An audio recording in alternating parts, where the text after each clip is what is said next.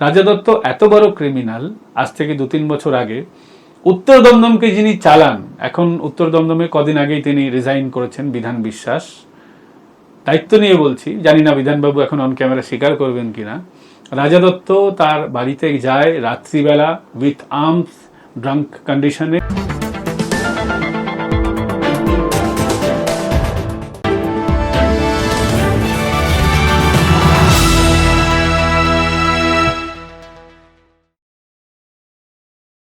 ভোর রাতে খুন কুখ্যাত দুষ্কৃতী।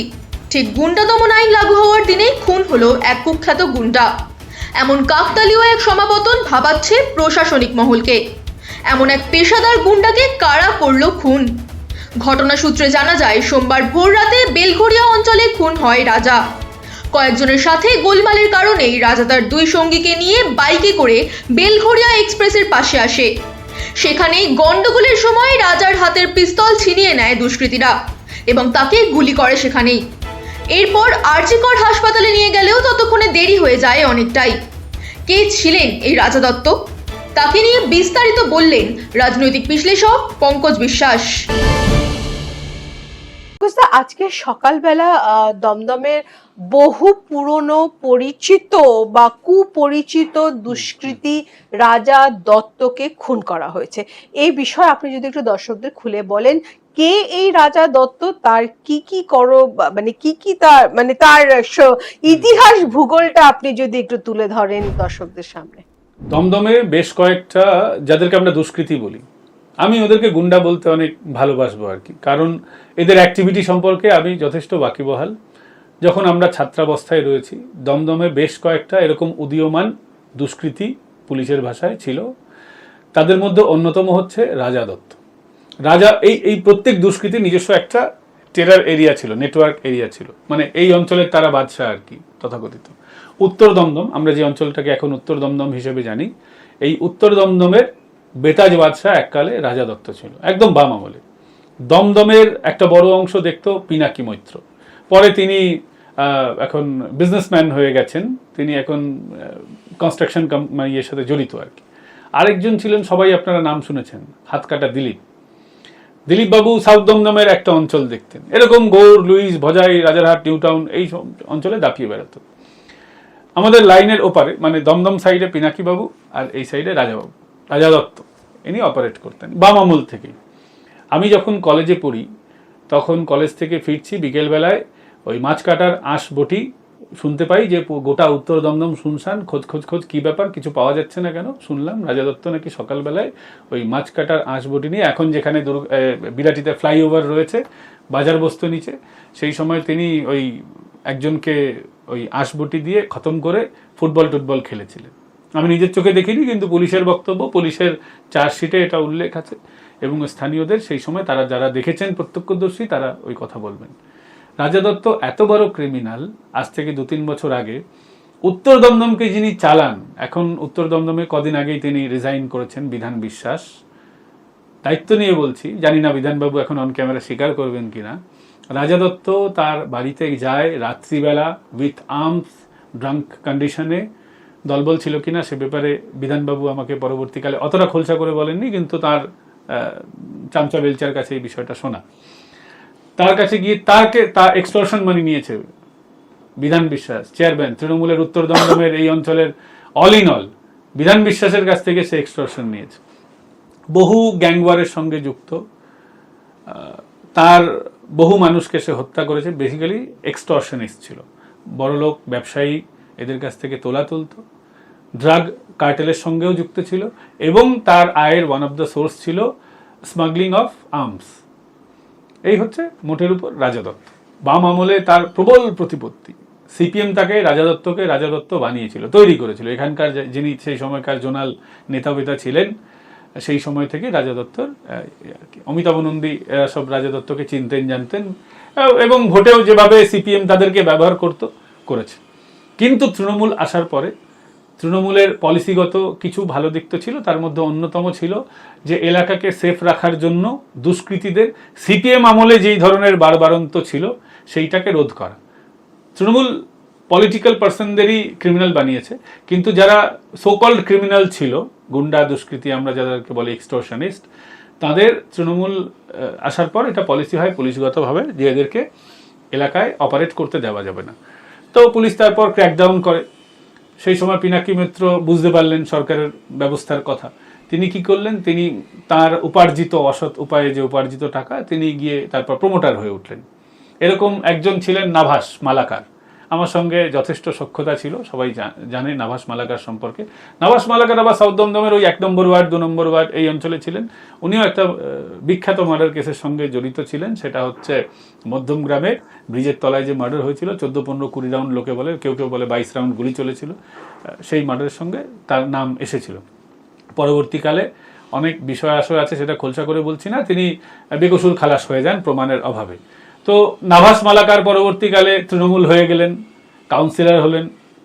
পিনাকি বাবু উনিও দমদমের গুন্ডা, উনি সকল আসামি বলে লোকে আর কি, তো উনি প্রমোটার হয়ে গেলেন।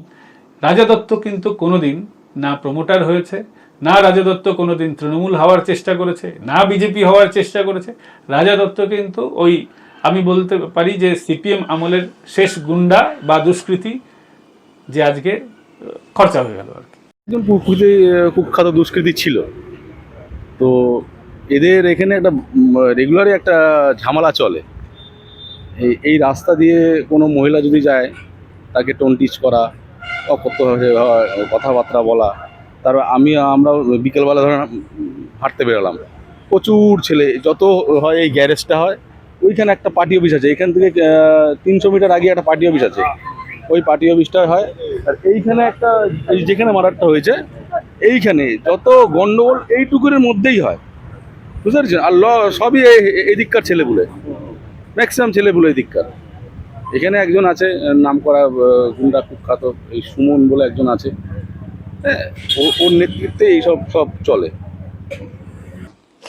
পঙ্কজ, শুনেছি রাজা দত্ত নাকি ইঞ্জিনিয়ারিং পাশ করে ছিলেন, মানে সত্যি কি উনি ইঞ্জিনিয়ার ছিলেন? রাজা দত্ত ইঞ্জিনিয়ার ছিল কিনা জানি না, তবে শিক্ষিত ছেলে।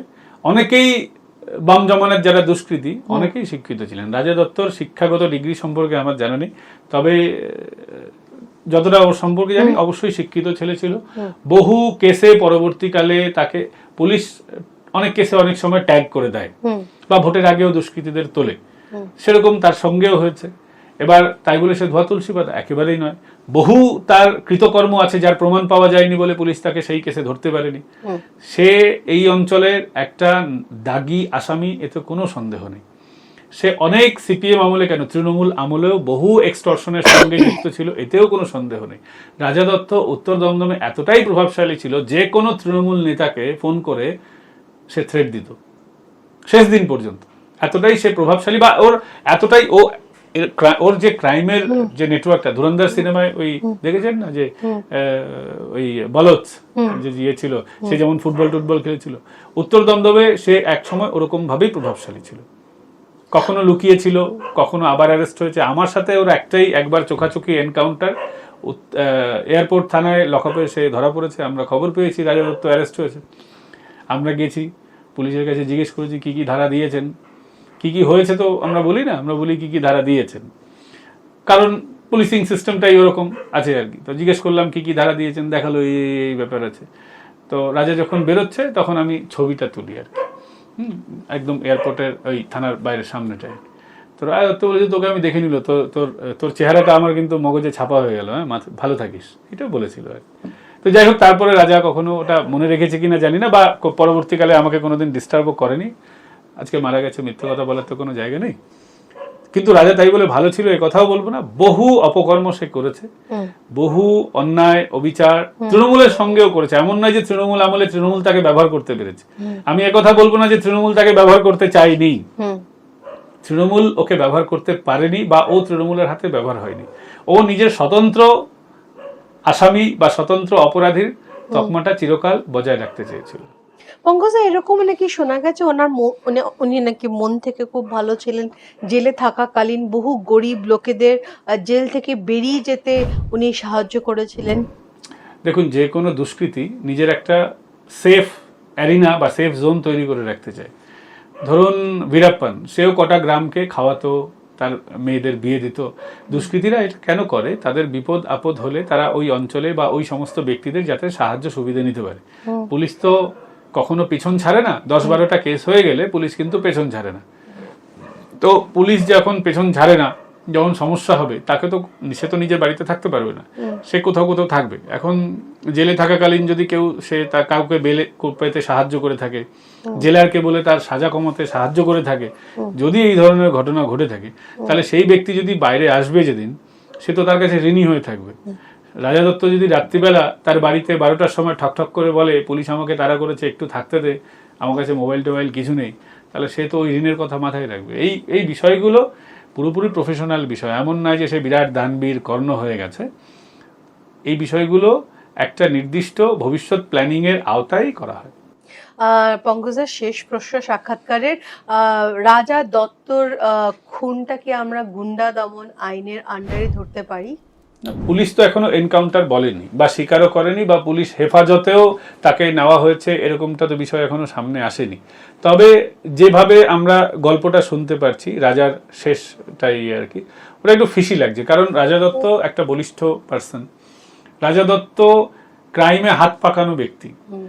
মেশিন পুলিশ কটা গুলি চালিয়েছে তার থেকে আমি বিশ্বাস করি যে একটা পুলিশ জীবনে যত পুলিশ গুলি চালিয়ে থাকতে পারে, রাজা দত্ত তার থেকে একটা হলেও বেশি চালিয়েছে।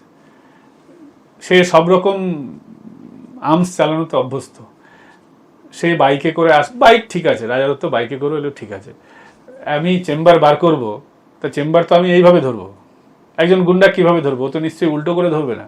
তো সে যদি এরকম অবস্থায় যদি টানা হয়, তাহলে সেটা তো ফায়ার হয়ে যাবে বা লক হয়ে থাকবে। তো আরেকজন টেনে তারপর যদি লক অবস্থায় থাকে, যদি ফায়ার না হয়, তাহলে সে কেড়ে নিতেই পারে, কিন্তু কেড়ে নিয়ে তাকে তো আবার আনলক করতে হবে। ওই সময়টা কি রাজা দত্ত দাঁড়িয়েছিল আয় আমায় গুলি মার? তো এইটা একটা সন্দেহ হতে পারে, আবার হতেও পারে যে যেটা পুলিশ বলছে। কারণ অনেক সময় দুর্ভাগ্য এমনভাবে আসে যে কিছু করার থাকে না। ধরনের অপরাধী যেভাবেই এলিমিনেট হয়, গুন্ডা দমন হোক, তার দুর্ভাগ্য তাকে তারা করুক, অপরাধীদের ওই রাস্তার পাশে ড্রেনেই তাদের হচ্ছে নিয়তি তাকে টেনে নিয়ে যায়। মানে আমাদের মাননীয় মুখ্যমন্ত্রীর সময় খরচা হওয়া শুরু হয়ে গেছে না, এটা আমি পুরোপুরি ওইভাবে ধরছি না, কারণ পুলিশের তরফ থেকে ওরকম কিছু বলা হয়নি, পুলিশও ওটা বলেনি। পুলিশও বলছে এটা গ্যাংওয়ার, এবং এটাও ঠিক যে তার গ্যাংওয়ার হতেই পারে, কারণ সে এমন এমন প্রভাবশালী ব্যক্তিদের কাছে এক্সটর্শন করেছে যে জীবনে কখনো না কখনো তার অপরাধ তাকে ওই কর্মফল তাড়া করে বেড়ায়, ওর কর্মফল ওকে তাড়া করেছে। আমি মনে করি যে ওর কর্মফল ওকে তাড়া করিয়ে নিয়ে এসছে। কারণ পুলিশ যদি ওকে কাস্টাডিতে, কারণ জমা খরচটা তো একটা বার্তা দেওয়ার জন্য হয়, যে আমি সমাজকে একটা বার্তা দিলাম যে ভাই তুমি এরকম করলে তুমি খরচা হয়ে যাবে। তো পুলিশ তো তাহলে তাকে কাস্টাডিতে নিত, এবং কাস্টাডিতে নেওয়ার যথেষ্ট কারণ রয়েছে। অনেক বিজেপি নেতা, অনেক তৃণমূল নেতা, অনেক সিপিএম নেতার কাছে সে এক্সটর্শন করেছে।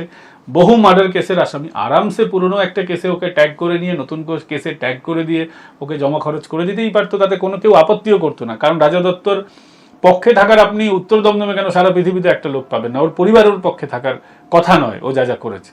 ফলে এটা আমি জমা খরচের সঙ্গে ধরছি না। আমি যেহেতু এটা বলছি যে ওর বন্দুক টেনেই ও একটা জায়গায় এলো, ওর সাথে ওই জায়গাটাতে একটু সন্দেহজনক ঠেকছে আর কি।